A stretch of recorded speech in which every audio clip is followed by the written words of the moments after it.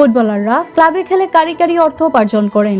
সেই অনুপাতে জাতীয় দলে ফুটবলাররা যৎসামান্য সুযোগ সুবিধায় সম্মান ও দেশের জন্য খেলেন।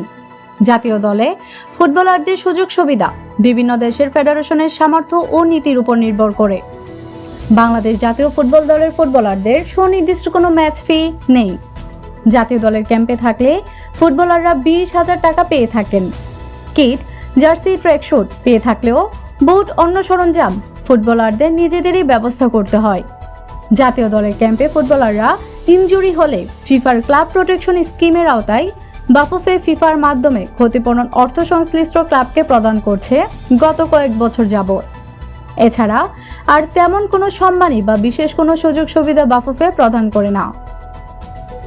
ইংলিশ প্রিমিয়ার ফুটবল লিগে খেলা ফুটবলার হামজা চৌধুরী বাংলাদেশের হয়ে খেলছেন। 25শে মার্চ ভারতের বিপক্ষে তার অভিষেকও হয়েছে।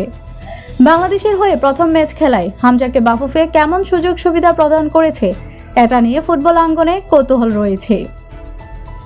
বাংলাদেশ দলের ম্যানেজার আমির খান হামজা চৌধুরী প্রসঙ্গে বলেন, হামজা অত্যন্ত অমায়িক মানুষ। এক সপ্তাহের মতো তিনি দলের সঙ্গে ছিলেন। বাড়তি কোনো চাহিদা বা অতিরিক্ত কোনো কিছুই তিনি কখনো চাননি। অত্যন্ত সাধারণভাবে সবার সঙ্গে তিনি মিশেছেন এবং বিদ্যমান ব্যবস্থা পরিস্থিতির সঙ্গেই দারুণভাবে মানিয়েছেন। 28 ফেব্রুয়ারি বাংলাদেশ দল এশিয়া কাপ বাছাইয়ের ভারত ম্যাচের জন্য ফুটবলাররা ক্যাম্প শুরু করেন। প্রায় 1 মাস ক্যাম্প করলেও বাফুফে ফুটবলারদের হাতে 20,000 টাকা সম্মানী এখনো তুলে দিতে পারেনি। হামজার ক্ষেত্রে সম্মানী কি অন্যদের মতো প্রায় $200 না আরও বেশি, এটা বাফুফে জাতীয় দল সংশ্লিষ্ট ব্যক্তিবর্গ নিশ্চিত করতে পারেনি। বিষয়টি বাফুফে সভাপতি ও জাতীয় দল কমিটির চেয়ারম্যান তাবিদ আওয়ালি বিশেষভাবে দেখছেন।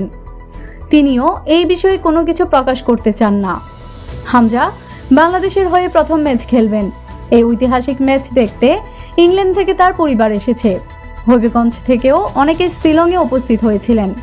হামজার প্রথম ম্যাচ উপলক্ষে বিশেষ সৌজন্যমূলক কিছু ব্যয় হয়েছে বলে জানা গেছে ফেডারেশন সূত্রে।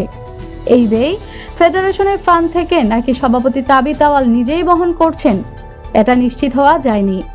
যদিও ইউসিবি ব্যাংকের সঙ্গে চুক্তি স্বাক্ষর অনুষ্ঠানে বাফুফে সভাপতি বলেছিলেন, হামজার সফরে ইউসিবির সহায়তা রয়েছে। ফেডারেশনের নির্বাহী কমিটির অনেকের ধারণা বিজনেস ক্লাস টিকিট ও আনুষ্ঠানিক সৌজন্যমূলক মিলিয়ে $5-6 হাজার মতো ব্যয় হয়েছে হামজার জন্য। ধন্যবাদ।